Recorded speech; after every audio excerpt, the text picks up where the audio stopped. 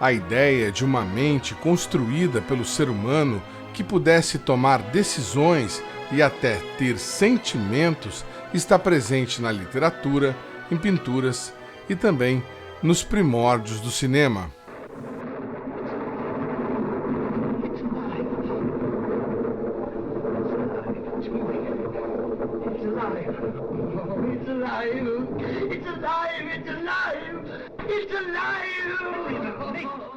Mas o que seria a vida? Como reproduzir algo tão subjetivo? O que define se estamos vivos, se existimos ou não? No século XVII, o matemático e filósofo René Descartes definiu a questão com a frase "penso, logo existo". Para o pensador, o próprio questionamento sobre a existência já era uma prova de que ele pensava e, desta forma, estaria vivo. Filosoficamente falando, isso pode não ser verdade. Have you ever had a dream, Neo, that you were so sure was real? What if you were unable to wake from that dream? How would you know the difference between the dream world? Podemos estar presos em um cruel sistema de sucção de energia humana que nos mantém em transe apenas imaginando uma realidade que não existe, como sugere a trilogia Matrix, na qual as máquinas adquirem vida e passam a controlar os humanos. Mas afinal, as máquinas são capazes de pensar? Essa é a pergunta proposta pelo matemático e cientista da computação Alan Turing, que praticamente inaugurou a inteligência artificial como campo de pesquisa.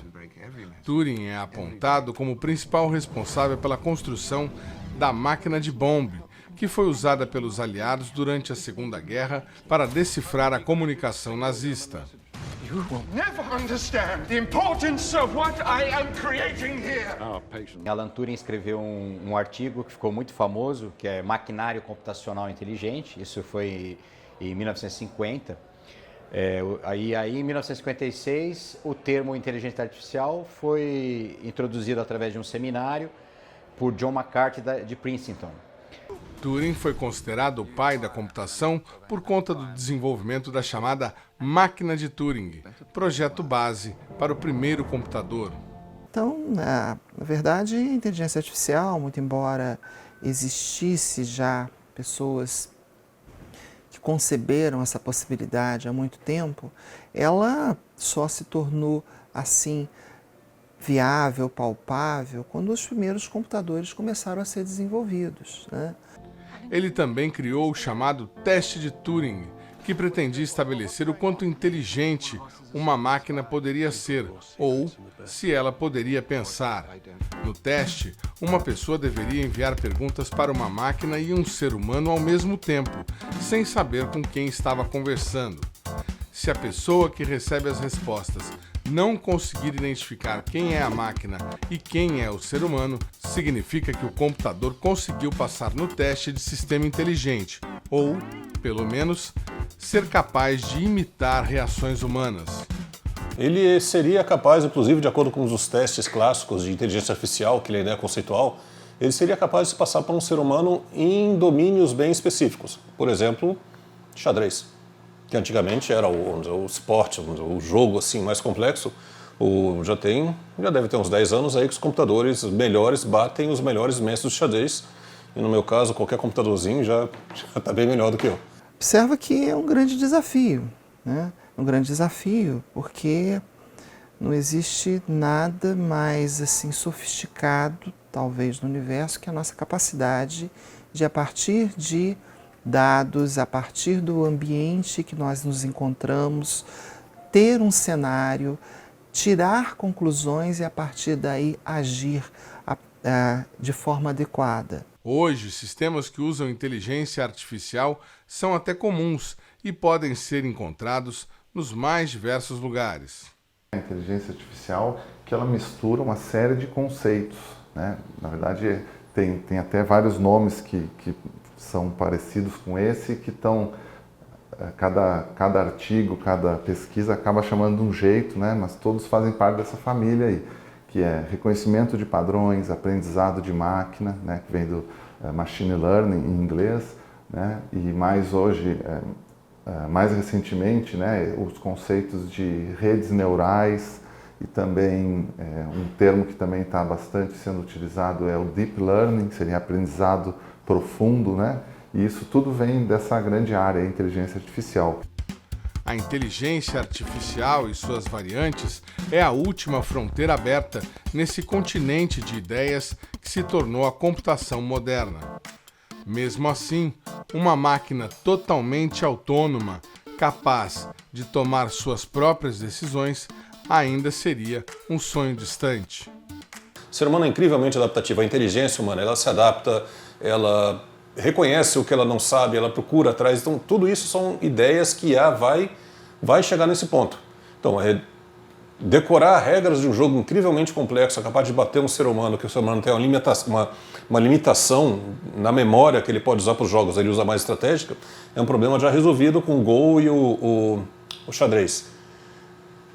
Responder perguntas, trivia, dessa parte de trivia, através de uma base de dados de conhecimento gigantesca que é a própria internet, já fomos vencidos também. Então ele pode bater algumas definições de inteligência para algumas tarefas, mas a geral, que você vai ter um mecanismo que é capaz de ser mais inteligente que o ser humano para todas as tarefas, eu acho que a gente está bem longe ainda.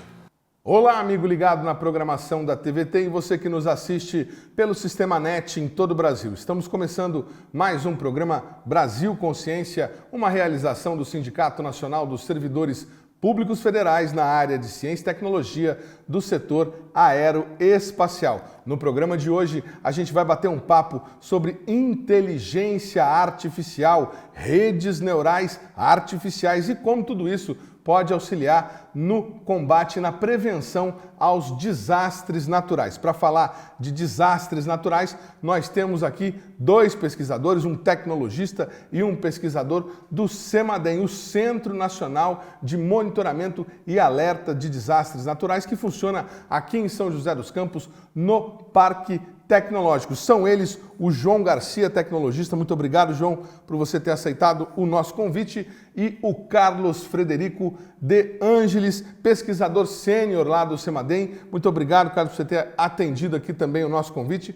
Vamos conversar sobre esse avanço da tecnologia, a inteligência artificial, que está cada vez mais presente nas nossas vidas. Para você que está nos assistindo e que não sabe o que é o CEMADEM, acompanhe nesse vídeo o importante trabalho que eles realizam. Quando os fenômenos naturais atingem áreas ou regiões habitadas pelo homem e causam danos, passam a se chamar desastres naturais.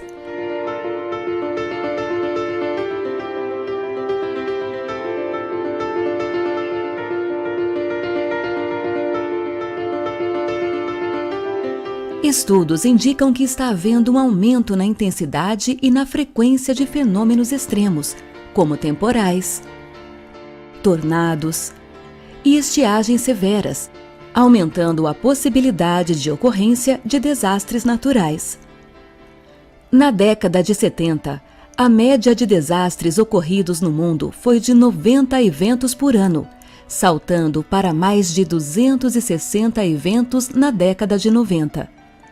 Dentre os principais fatores responsáveis pelo aumento dos desastres naturais em todo o mundo estão o crescimento populacional, o crescimento das favelas e bolsões de pobreza, a ocupação de áreas de risco, a ocupação da zona costeira e as mudanças climáticas globais. No Brasil, os principais fenômenos relacionados a desastres naturais são derivados da dinâmica externa da Terra, tais como inundações e enchentes, enxurradas, deslizamentos de solo e rochas e tempestades. Estes fenômenos estão normalmente associados a eventos de chuvas intensas e prolongadas nos períodos que correspondem ao verão na região sul e sudeste e ao inverno na região nordeste. O Brasil está entre os países do mundo mais atingidos por inundações e enchentes, tendo registrado 94 desastres no período de 1960 a 2008, com 5.720 mortes e mais de 15 milhões de pessoas afetadas. As inundações representam cerca de 60% dos desastres naturais ocorridos no Brasil no século XX. Deste total, 40% ocorreram na região Sudeste. Em julho de 2011, o governo federal criou o Centro Nacional de Monitoramento e Alertas de Desastres Naturais, o CEMADEM, órgão vinculado à Secretaria de Políticas e Programas de Pesquisas e Desenvolvimento do Ministério da Ciência, Tecnologia e Inovação. O CEMADEM fornecerá informações confiáveis sobre áreas de risco relacionadas a deslizamentos de encostas, enxurradas e inundações em âmbito nacional. Essas informações serão elaboradas a partir de previsões de tempo, mapeamentos detalhados de áreas de risco e informações de satélites e radares. Serão dados que o CEMADEM processará para gerar os alertas antecipados de desastres naturais com antecedência de 2 a 6 horas.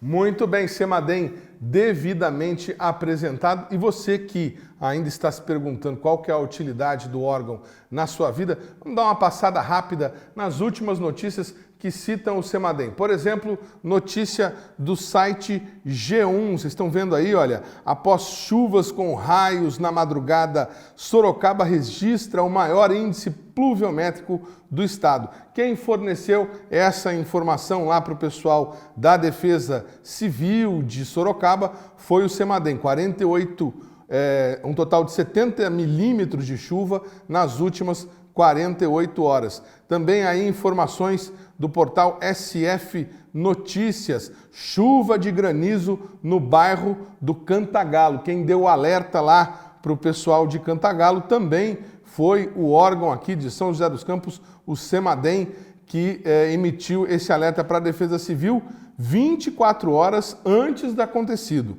Também temos aqui jornal A Gazeta, lá do Espírito Santo, alertando a população sobre os riscos de deslizamento e também citando aí o CEMADEM como fonte de informação para a Defesa Civil capixaba evitar acidentes com a população local. Muito bem, estamos aqui no estúdio com os dois pesquisadores, já tivemos aqui essa resenha em off sobre pesquisador e tecnologista, o João Garcia e o Carlos Frederico De Angelis. E como é que insere a inteligência artificial nesse contexto todo do que vocês estão trabalhando? A gente já mostrou lá, vocês têm informação de PCD, informação de satélite, que mostra para vocês onde está chovendo e aonde que tem risco de deslizar barranco, de ter inundação, de ter tragédia. Como é que vocês agora estão usando inteligência artificial para tentar melhorar esse trabalho? Pode decidir aí quem começa falando. Obrigado, João. João, obrigado pela oportunidade, é um prazer estar aqui e principalmente falar em nome do CEMADEM, levar o nosso trabalho para a sociedade que tenha a necessidade de conhecer o nosso trabalho. Bom, primeiramente, para falar do tema redes neurais, inteligência artificial e outros algoritmos que compreendem esse tema, inteligência artificial, no CEMADEM, dado a quantidade de dados que a instituição monitora, que ela precisa adquirir, coletar dados e trabalhar esses dados para que o alerta seja enviado para a Defesa Civil, é necessidade de nós fazermos uso de várias técnicas que envolvem processamento de dados e, inclusive, inteligência artificial mais recentemente. Então, para que um alerta seja elaborado e que ele tenha tempestividade e ele tenha assertividade, a gente precisa empregar, em alguns momentos, inteligência artificial no tratamento desses dados. Por exemplo, nós temos modelos que prevêem e quantificam a quantidade de chuva que está caindo em um determinado local. O modelo ele leva em consideração o uso do solo, o tipo de solo, a cobertura do solo, a declividade do terreno, para com a informação de chuva e outras informações sociais, por exemplo, fazer o cálculo de determinado momento, a quantidade de chuva que vai causar um alagamento, por exemplo, ou uma enxurrada. Então, a inteligência artificial chega nesse momento, para que a gente possa avaliar os dados e saber com exatidão o momento certo que vai haver a inundação, por exemplo, e assim emitir o alerta. Vamos fazer um glossário aqui. Tempestividade e assertividade, ou seja, o alerta tem que chegar a tempo, obviamente, de avisar as pessoas para poderem sair e se proteger, e ele tem que ser assertivo, ou seja, não dá para emitir um alerta, dizer que vai ter um deslizamento lá nas encostas de Campos do Jordão, por exemplo, tirar as pessoas, fazer toda aquela mobilização e depois nada disso acontecer. Mas até aí tudo bem, a gente entende o trabalho de vocês pegam lá o dado do satélite mais o dado da previsão do tempo, busca lá uma informação local com as PCDs que vocês têm e sentam lá naquela sala de situação que a gente já mostrou e chega à conclusão, olha, está chovendo demais, vou citar novamente Campos do Jordão, pode ter problema ali na região do, se eu não me engano, o nome do bairro, Capivari, se eu não estou enganado, é onde que desliza lá. Se eu não estou enganado, se eu estiver cometendo algum deslize, você entra em contato conosco pelo nosso e-mail que está aí embaixo na sua tela, faça a reclamação e puxe a minha orelha, dê a sua contribuição, que eu vou citar seu nome aqui. O que vocês... esse trabalho que eu descrevi, esse caminho que a gente aprendeu indo lá no CEMADEM, ele é um trabalho, digamos assim, mecânico, físico, né? O pesquisador pega o dado, analisa, faz uma conta, chega à conclusão de que aquilo é maior do que chove normalmente e emite o alerta.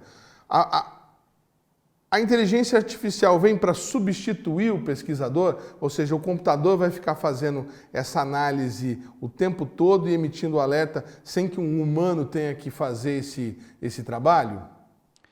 Eu acho que não no nosso tempo de vida. Eu acho que, eventualmente, praticamente tudo que a gente fizer provavelmente vai ser substituído por inteligência artificial, mas a gente está muito atrás de chegar em algo assim. A Matrix ainda não é possível. Não, está bem distante. Mas o que a gente pode fazer, na verdade, é melhorar o trabalho dessa pessoa, fazer com que ela ela tenha mais precisão nas suas respostas ou que ela tenha um auxílio melhor, uma maneira de chegar no que ela quer, já reduzindo muitos dos erros que nós poderíamos cometer. Agora, quando que começou esse trabalho? Por que vocês decidiram investir em inteligência artificial? A necessidade de usar a inteligência artificial é justamente complementando o que o João disse. Nós precisamos levar mais informações para os nossos operadores para que eles possam tomar a decisão no momento certo e a decisão mais correta possível. Então, por exemplo, uma aplicação prática que nós usamos. Até antes de usarmos inteligência artificial na previsão das próximas horas de chuva, por exemplo, a gente utilizava algoritmos estatísticos baseados em probabilidades de ocorrência, dado a situação anterior. Então, agora, com o uso de inteligência artificial, a gente consegue fazer a mesma previsão para as próximas horas, com mais assertividade e com a capacidade do software, do programa que faz a previsão, ele aprender por si só, em determinadas situações, ele corrigir o que os algoritmos antigos, estocásticos, empíricos, não têm a capacidade de fazer. Com isso, nós levamos até o operador uma informação muito mais precisa, muito mais assertiva e que dá mais segurança para o operador na hora de emitir o alerta. Esse é um exemplo prático de onde entra a inteligência artificial. Quer dizer, Desculpa te cortar, não substituindo o operador em si, mas dando a ele insumos para que ele tenha mais eficiência no seu trabalho. Quer dizer, vocês tinham lá um programa de computador desenvolvido com o que você chama de modelo... Empírico, em que ele usava uma receita de bolo. São não sei quantos miligramas de chuva, não sei quantos por cento de umidade relativa do ar. Isso, ele junta esses dois elementos e chega à conclusão que há uma probabilidade grande de precipitação, de desmoronamento. Com a inteligência artificial, vocês estão dando um passo na frente, o computador já vai conseguir aprender, e se tiver uma situação diferente, ele avisa mais fácil, avisa mais rápido. Exatamente. Ou corrigir erros que ele sempre comete porque ele não tem a capacidade de aprender, o algoritmo antigo. Em determinadas situações ocorre uma situação de chuva que aquela situação não favorece ao desastre. E o algoritmo nunca aprende que aquilo não vai causar desastre. A inteligência artificial permite que isso ocorra. Então, o próprio programa aprende e na próxima vez ele não comete mais o erro. E quando que vocês começaram a desenvolver a inteligência artificial para as aplicações do CEMADEM? 2013. 2013? O CEMADEM era bem novo ainda, tinha 2 anos, e acho que foi o SAA, né, o sistema de alerta automatizado que nós temos. Então o CEMADEM, praticamente desde a sua criação, ele tem usado essas técnicas, é que agora elas estão indo mais para o, vamos dizer assim, para o mainstream do CEMADEM. O CEMADEM vai participar da Semana Nacional de Ciência e Tecnologia, apresentando justamente um pouco desse trabalho com o uso de inteligência artificial para a previsão de desastres naturais. A gente estava dando uma olhada aí na apresentação que o João Garcia fez para enviar lá para o Ministério. Você falou um monte de coisa, matilha de lobos, os lobos que vão na caverna, as formigas. Explica para a gente, João, esse comparativo que você fez. Parece que vocês criaram um jeito lá do computador pensar como se fossem os neurônios na cabeça de uma pessoa, os neurônios vão se ajudando e chegando no raciocínio? A ideia é que o computador ele é algo extremamente burro. O computador ele só vê 0 e 1. E a única coisa que o computador sabe fazer é somar 0 com 1. Ele não sabe fazer nada além disso. Quando a gente parte desses princípios, né, isso daí são meio que alegorias para a gente entender o que a gente está programando. A gente pega um comportamento da natureza, como as formigas fazem para encontrar comida, ou como a evolução faz para gerar alguma criatura mais adaptada àquele ambiente, ou, no caso, os nossos neurônios, como nós fazemos para ter pensamentos extremamente complexos, ou mesmo detectar padrões. O ser humano é muito bom de detectar padrões até onde eles não existem. Então, quando a gente pega esses comportamentos, esses atores extremamente simples, como uma formiga ou um neurônio sozinho, e você vai juntando esses comportamentos, você consegue esses comportamentos extremamente complexos. E a computação é cheio disso, né? A gente pega exemplos da natureza e tenta trazer para o uso computacional. Mas esse trabalho que começou em 2013, ele já está, digamos assim, a plenos pulmões dentro do CEMADEM? Todas as previsões de emissões de alerta que vocês estão fazendo hoje já estão usando inteligência artificial? Esse sistema desde 2013, ele está em funcionamento, ele está lá na sala de situação. Não é possível dizer que todas são, porque imagina a quantidade de previsões que acontecem, tem o conhecimento ainda dos próprios operadores, mas eu diria que tem muito auxílio, sim, da inteligência artificial. Complementando o João, não dá para a gente quantificar, porque são tantos programas, né, tantos programas que fazem os cálculos, que fazem as análises de dados para poder chegar tudo integrado na plataforma de visualização e integração que os operadores usam, que grande parte utiliza, outras seções desses programas não precisam de inteligência artificial. Então, assim, a gente pode dizer que aquelas particularidades mais importantes, onde que realmente a inteligência artificial faz diferença, a gente já está equipando todas as funcionalidades com inteligência artificial. O CEMADEM hoje monitora quantos municípios? Aproximadamente 1.000, 970, 980, 1.000 municípios. E vocês emitem alertas de risco de deslizamento de encostas, risco de seca, também tem esse campo no trabalho do CEMADEM com municípios no Agreste Nordestino, e também riscos de inundação. Exato. Nós monitoramos, fazendo num preâmbulo, você diz desmoronamento, você diz... Isso no jargão popular, é exatamente os termos que a gente utiliza. Deslizamento de encosta, desmoronamento. No CEMADEM a gente utiliza uma terminologia técnica que nós chamamos de movimentos de massa. Movimento de massa, olha que interessante. Então, os deslizamentos de encostas, que nós chamamos de movimentos de massa, são os fenômenos, né, os eventos que nós monitoramos. As enxurradas, enchentes, também são os eventos que nós monitoramos por excesso de chuva, né, por excesso hídrico, e como você mencionou, o déficit hídrico, que causa secas e estiagens, também nós monitoramos. E cada tipo de evento, né, cada tipo de desastres, ele tem um impacto diferente. Então, por exemplo, a seca, o impacto maior dela é no semiárido nordestino, onde predominantemente a agricultura ela é familiar e a população afetada são as pequenas famílias que vivem daquela agricultura de subsistência. Então, o trabalho de monitoramento de secas é voltado para informar o governo federal, tomar as medidas certas, definir as políticas públicas mais adequadas no momento da estiagem, ou já se preparar para que essa estiagem vai ocorrer nos próximos meses, e os movimentos de massa, inundações e enxurradas para as defesas civis locais, municipais, tomarem as ações de resposta. O programa Brasil Consciência vai para um rápido intervalo, mas a gente volta já já para continuar falando sobre inteligência artificial e a prevenção de desastres naturais. É um instante só, não sai daí.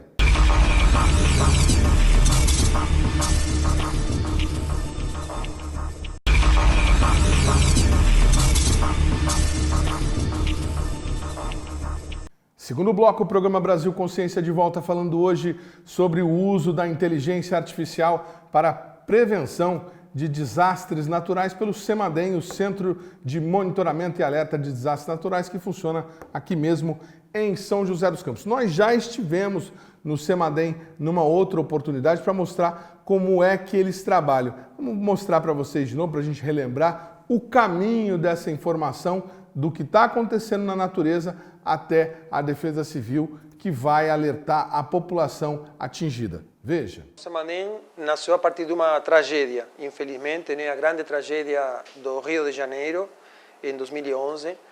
O governo, na época, entendeu que precisava fazer uma coisa a mais do que era feita até esse momento. O CEMADEM é um centro operacional, um centro de pesquisa operacional, diferente de uma universidade ou de outros institutos. Toda a pesquisa sendo feita aqui vai dirigida para o trabalho que está sendo feito lá, que é a parte operacional. Bom, aqui que nós monitoramos, né, as condições meteorológicas, hidrológicas, geodinâmicas, a parte humana. Nós trabalhamos em turnos, né, 24 horas por dia, 7 dias na semana. Então, quando a gente chega no turno, a gente conversa com o especialista da mesma área, a gente pega a informação de como foi o turno anterior, entende qual que é a possibilidade, a previsão para o próximo turno, para o turno que a gente está entrando. E aí, então, a gente analisa e discute no grupo como que está a situação, se há previsão de chuva, que tipo de chuva que é. Por exemplo, Rio de Janeiro, no Alto da Boa Vista, tem várias estações, aqui tem outra, né? Vargem Pequena, Alto da Boa Vista. Nos últimos 10 minutos, choveu 0,8 milímetros. Na última hora 6, nas últimas 3 horas 15 e assim por diante, certo?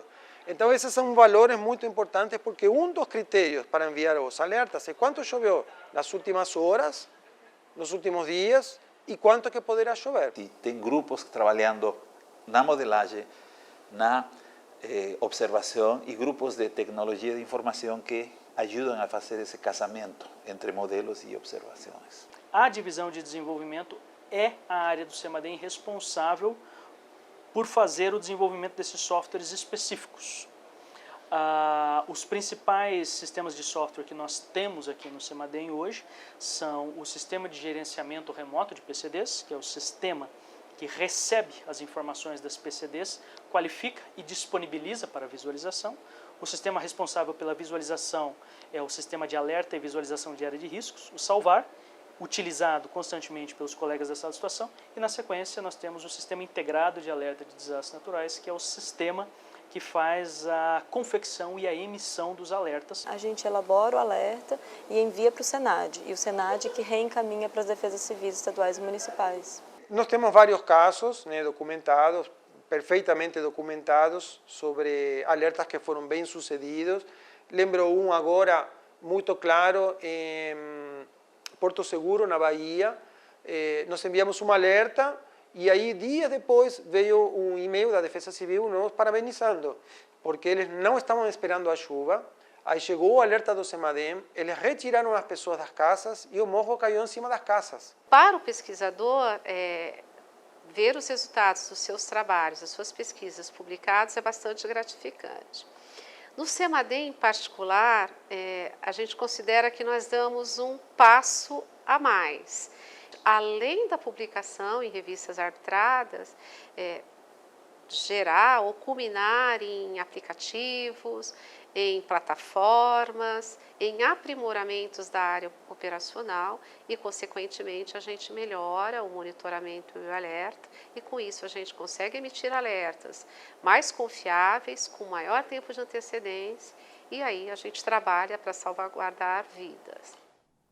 Muito bacana, a gente viu lá mais uma vez aquela linda sala de situação que vocês têm lá. Inclusive agora o CEMADEM tinha uma parte, né, uma sala de situação também em Cachoeira Paulista. Agora está todo em São José dos Campos, vocês estão abrigados aqui. São quantos funcionários no total, mais ou menos? O CEMADEM conta hoje, incluindo bolsistas terceirizados, com aproximadamente 150 funcionários. 150 funcionários. E o uso dessa tecnologia de inteligência artificial tende a reduzir o número de pesquisadores que estão trabalhando lá hoje? Não, eu não acredito. Não acredito num futuro a longo prazo. Porque a inteligência artificial ela não vai substituir o homem nesse momento. Ela vai ajudar a produzir dados mais confiáveis para que os funcionários do CEMADEM possam continuar realizando sua missão. E, paradoxalmente, acho que é o contrário. No primeiro momento, a tendência é aumentar, porque para se desenvolver algoritmos, programas e qualquer solução que tenha a inteligência artificial embarcada, é necessário recursos humanos para isso. Os programas ainda não estão no ponto do próprio programa já criar um outro programa.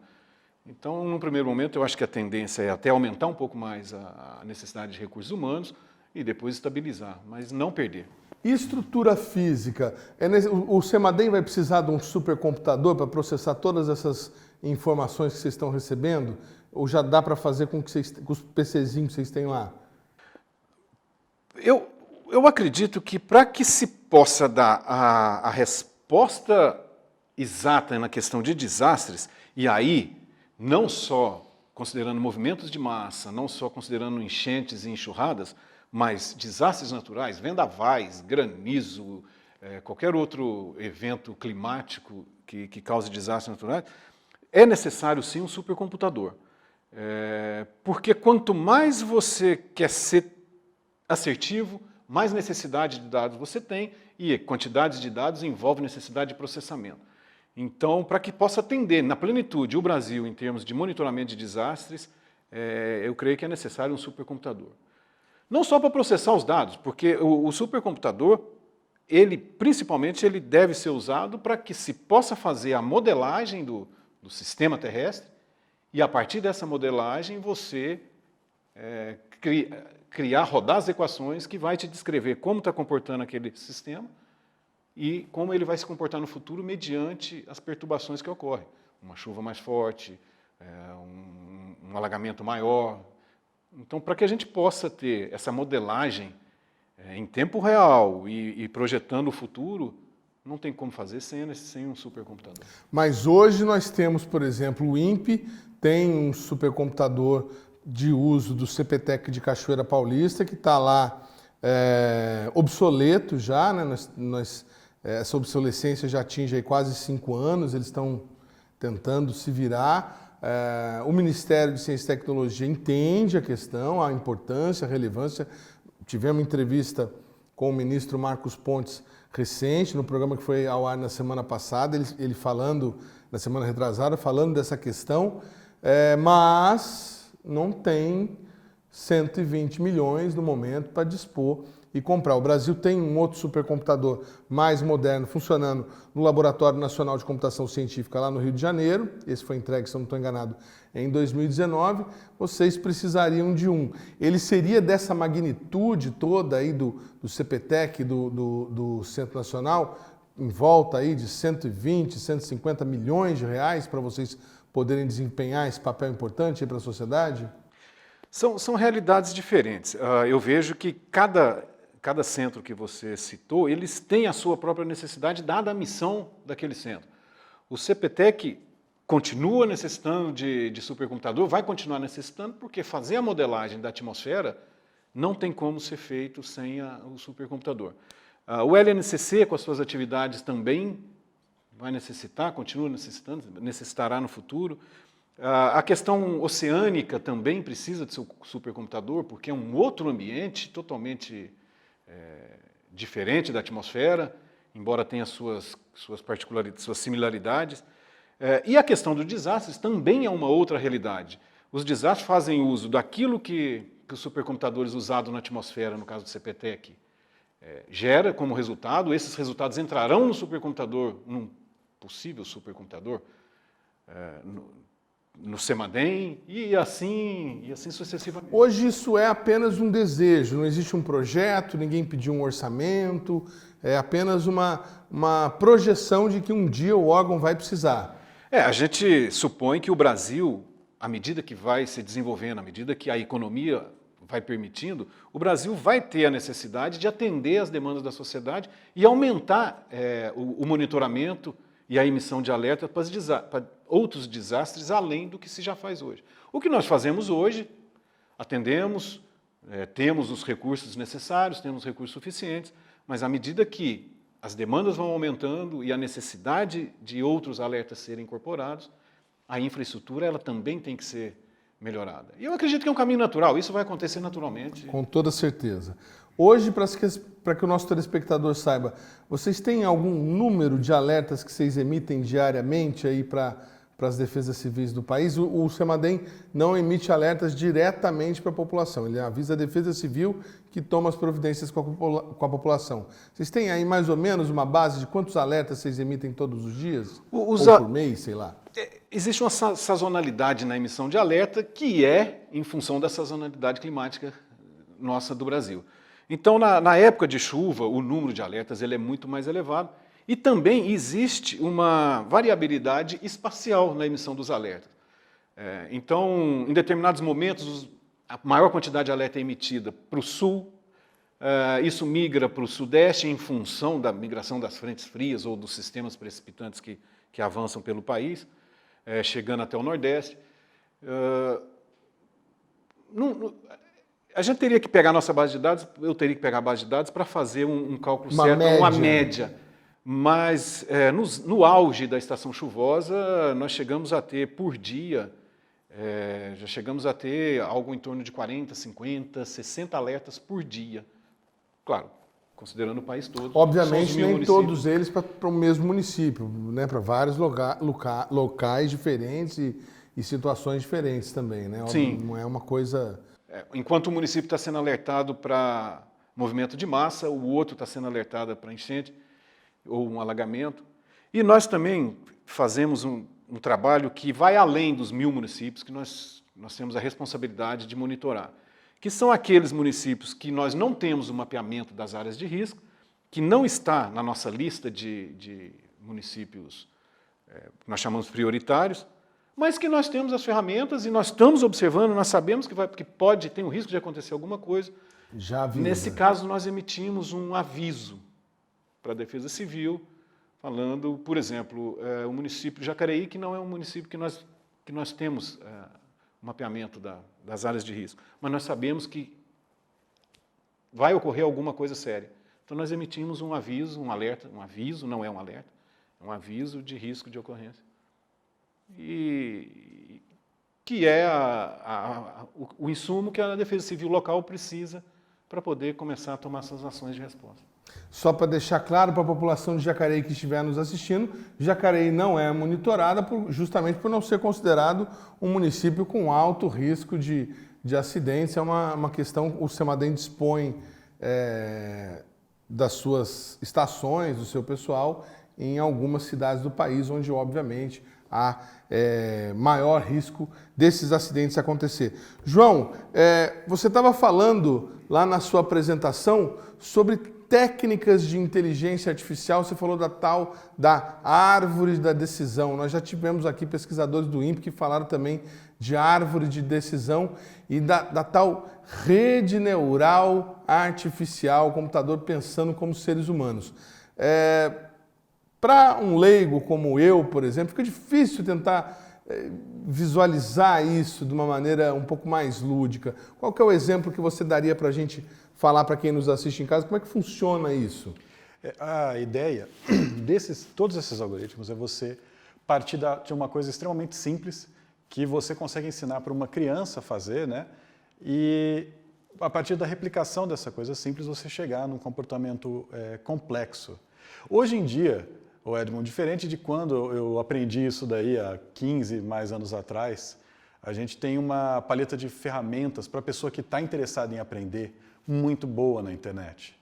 Então, tem ferramentas no Python, o Scikit-learn, o Keras, que são ferramentas que a pessoa que é leiga, que ela tem só uma leve noção, ela pode ir lá programando muito pouco. Normalmente ela consegue achar esses partes de programa prontos, ela consegue pegar essa informação e transformar, ela consegue criar a própria inteligência artificial em miniatura em casa. Então eu acho que essa é uma vantagem da internet hoje, no próprio redes sociais, no YouTube, você vai encontrar uma facilidade muito grande para ter esse conhecimento. Vamos repetir para o nosso telespectador como é que é o nome do site onde ele pode fazer a inteligência artificial? Na verdade não é um site, são ferramentas, mas se vocês procurem por Python e Scikit-learn, em inglês, aprender, vocês vão ter aí uma paleta gigante de ferramentas e tutoriais muito, muito bons, né? Que eles conseguem pegar uma pessoa que é leiga na área e fazer ela aprender. Tem um site chamado Kaggle, kaggle.com, onde existem competições de inteligência artificial para resolver problemas do mundo real valendo dinheiro. Então, às vezes a pessoa está querendo ter um projetinho, quer aprender uma coisa nova. Lá tem tutoriais muito bons, voltados para o público leigo, justamente porque eles querem divulgar toda essa área. Muito bacana, muito bacana. Mas, voltando à questão da árvore, por que chama árvore de decisão? Eu gosto de brincar que quem é da computação não sabe desenhar. Esse é o problema. Porque uma árvore de decisão, ela é um diagrama que normalmente começa de cima para baixo, ao contrário de uma árvore, né, que vai de baixo para cima. Uma pirâmide, digamos assim. Uma pirâmide. E a ideia, ela é uma árvore porque ela tem ramos. É como se você estivesse andando numa rua, tentando se guiar pelo GPS, né? E vire à esquerda, vire à direita. A rua está lá, tem uma rua inteira. Você pode chegar em qualquer lugar da cidade, mas a árvore vai ser o caminho que vai te levar para aquele endereço que você quer. Claro que aplica isso para outros problemas mais complicados, né? Mas aí o computador vai direcionando a partir do que? Ele vai separando o que é, no caso de vocês, o que é chuva muito forte, do que é chuva fraca, do que é tempestade. Como é que funciona esse raciocínio de máquina? Então, na verdade, a máquina não sabe nada do que você falou. A máquina não sabe o que é uma chuva forte, o que é uma chuva fraca, ela não sabe nada disso. Ela sabe que aquilo é um 0, aquilo é um 1. O que ela vai tentar fazer, e são todos esses algoritmos, ele vai olhar para esse monte de 0 e 1 e vai tentar organizar de alguma forma. E aí a forma que ela faz essa organização são justamente esses algoritmos. Então, ela não sabe que aquilo é uma chuva forte e aquela chuva forte vai gerar uma inundação. Mas ela olha que esse monte de 0 e 1 aqui e esse monte de 0 e 1 aqui, eles costumam aparecer juntos. E a árvore de decisão vai apontar, vai ter um ramo apontando para aquilo lá. E quando você tiver algo parecido com aquilo, a árvore vai apontar para aquela situação para você. Ou seja, aqui tem uma configuração de 0 e 1 e 0 e 1 e 0 e 1 que se repete e aí a máquina começa a entender que isso é uma coisa parecida, isso, semelhante. Mesmo que esteja um pouquinho diferente, ela vai lá, aproxima, acha que é isso e segue. No geral, todas as técnicas de inteligência artificial são isso daí, com sofisticações diferentes para você chegar nesse resultado. Quem quiser ter uma ideia do que é essa coisa do 0 e 1, 0 e 1, trilogia Matrix, tem lá no filme, diversos momentos aparece lá, código binário na tela, passando. Você pode ter uma pequena ideia do que é o funcionamento da rede neural artificial ou da inteligência artificial. O programa Brasil Consciência vai para um rápido intervalo, mas a gente já volta com muito mais informação para você. Um instante só, não sai daí.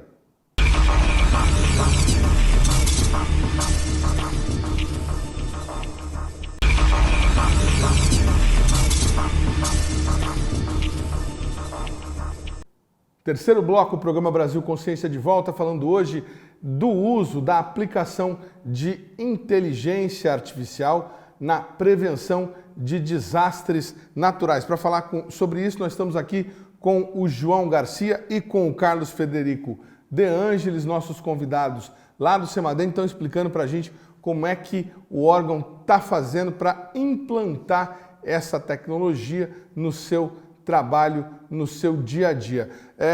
Carlos, quais são as áreas do CEMADEM que mais estão usando, em que essa tecnologia já está mais avançada nesse momento?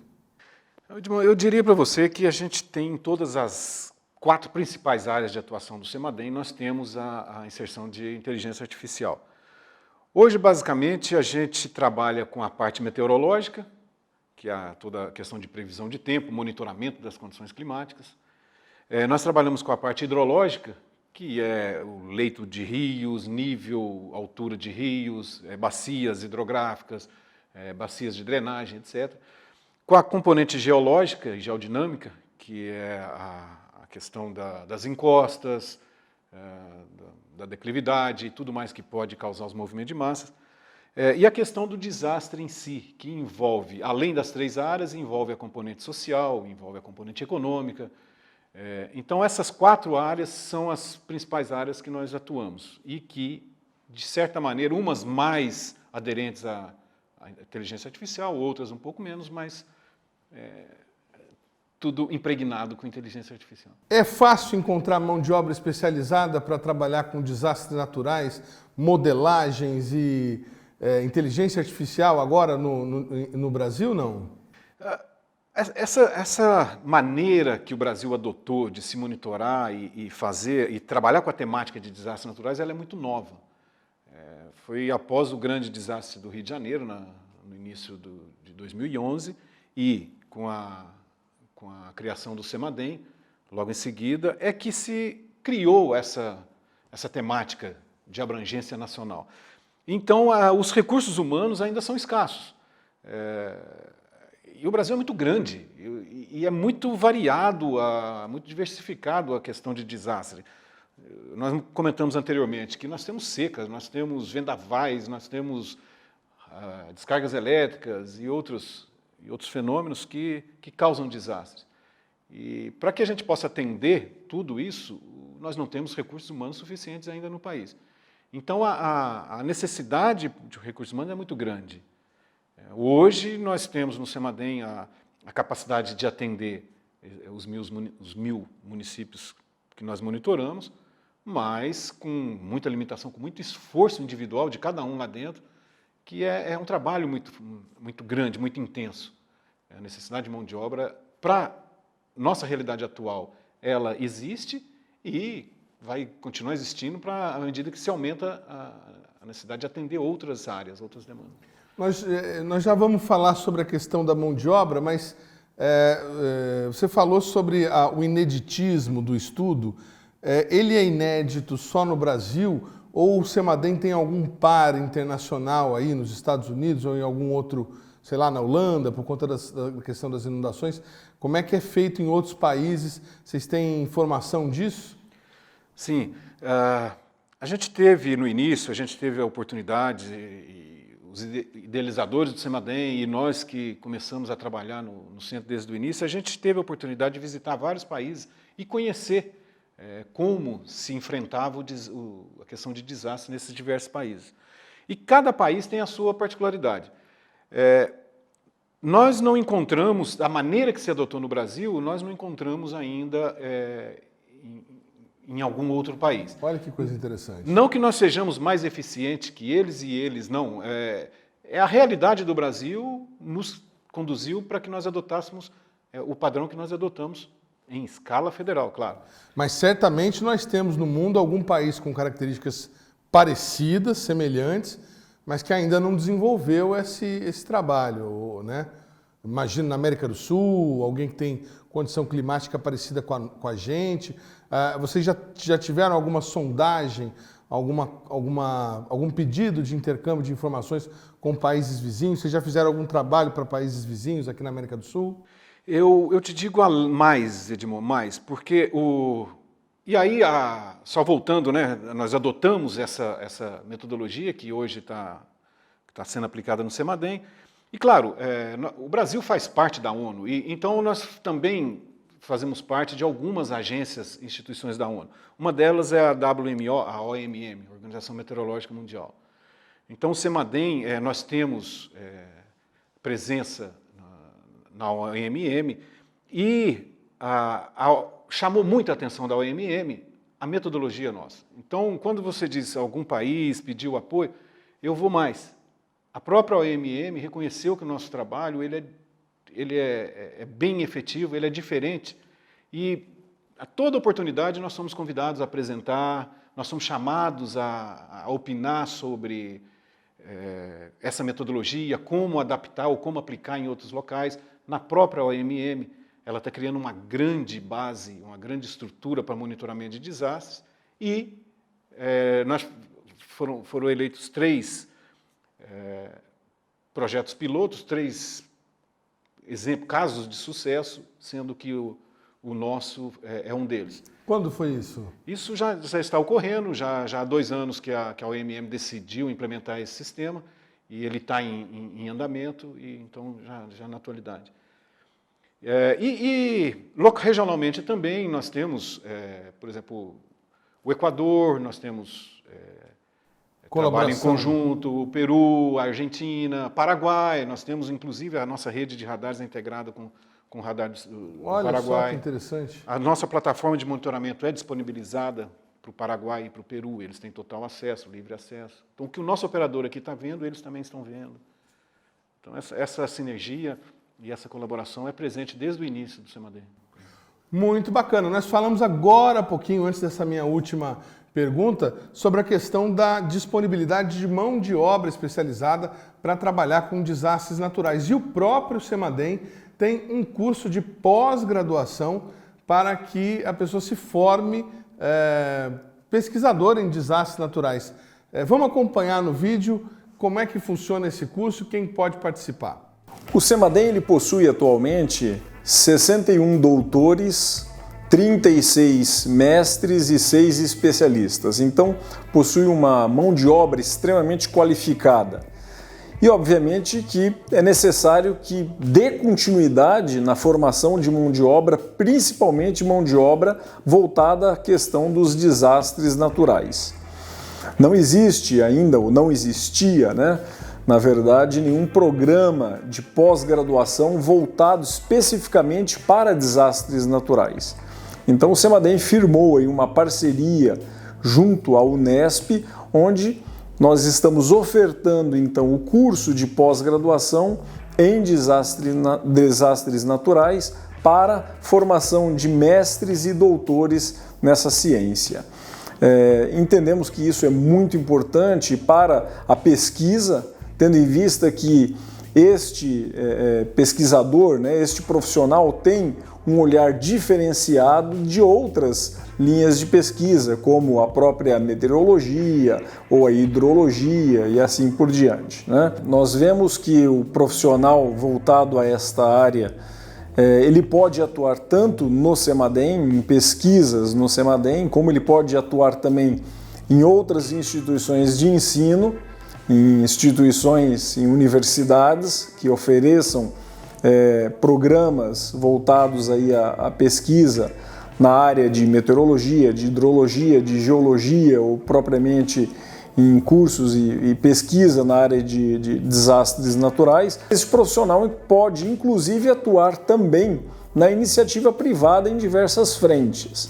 Nós sabemos que os desastres naturais têm um impacto significativo não só na sociedade, mas também na própria economia, afetando por vezes, por exemplo, empresas da área de geração de energia elétrica, entre outras, Muito bacana, aí você que quer se tornar um profissional de desastres naturais, oportunidade no CEMADEM, só consultar no site da instituição, estamos colocando aqui na tela para você nesse momento, as oportunidades, as aberturas para inscrição no processo seletivo. João, quais são os desafios que vocês têm hoje para ampliar a participação da inteligência artificial no trabalho do CEMADEM?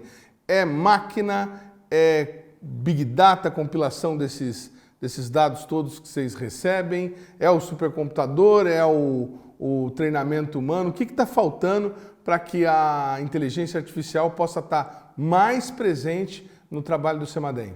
Acho que hoje, nesse momento do CEMADEM, seria mais o contrário. Nós já estamos fazendo justamente isso, já está tendo todo um esforço para trazermos essas tecnologias, essas ferramentas novas para trabalhar. Já foi rompida essa primeira barreira? A primeira barreira foi rompida lá em 2013, quando mesmo. começaram. Então o CEMADEM, ele não... Você me perdoe a pergunta idiota. O CEMADEM não é acanhado com inteligência artificial, nós já sabemos que ela é importante, a gente vê ela como uma outra ferramenta que pode auxiliar todas as demais ferramentas que você tem. Aliás, não é porque você comprou uma ferramenta nova que você joga a sua caixa de ferramentas fora, né? Então, hoje no CEMADEM, a gente tem já um núcleo, que está funcionando aí de pesquisas para a inteligência artificial. Nós temos pesquisadores dessa área, temos tecnologistas dessa área. A maior parte do nosso quadro de desenvolvedores no CEMADEM é justamente dessa área. Então, eu acho que é só questão de tempo, na verdade, de todo esse conhecimento ser propagado pelo CEMADEM para que mais ferramentas desse tipo consigam entrar lá. Muito legal, muito legal. Bom, o CEMADEM fica no Parque Tecnológico em São José dos Campos, não emite alertas diretamente para a população, mas se alguém quiser entrar em contato e pedir informações, vocês estão à disposição.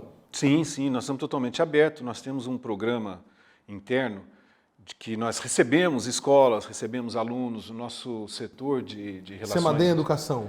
Temos a componente CEMADEM Educação, que trabalha externamente ao CEMADEM, junto às escolas, né, junto às crianças e toda essa temática de educação para a prevenção de desastres.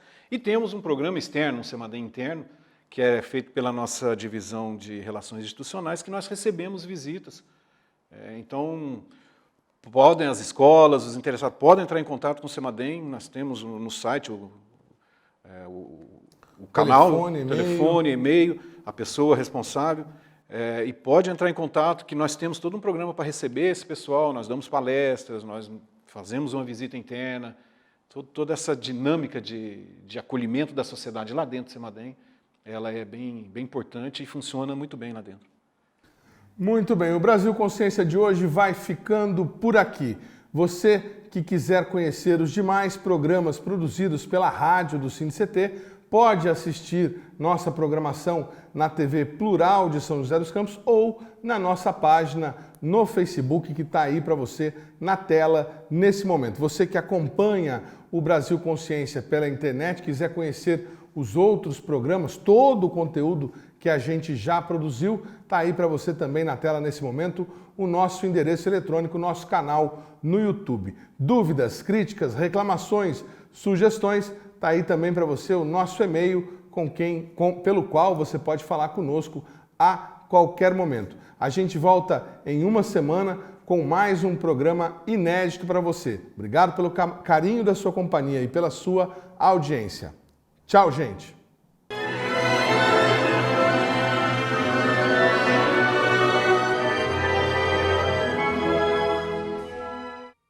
I'm sorry, Dave. I'm afraid I can't do that. What are you talking about, Hal? This conversation can serve no purpose anymore. Goodbye. Your every fantasy.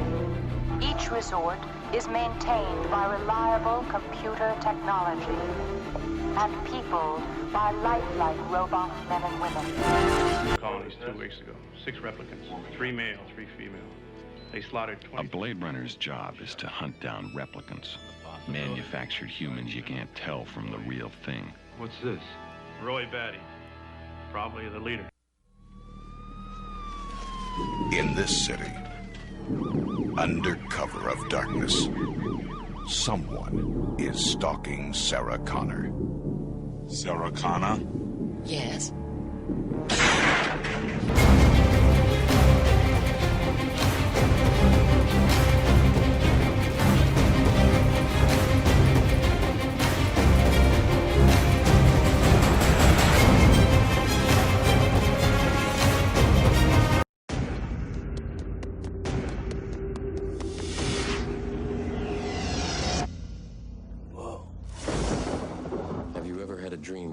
which you were so sure was real.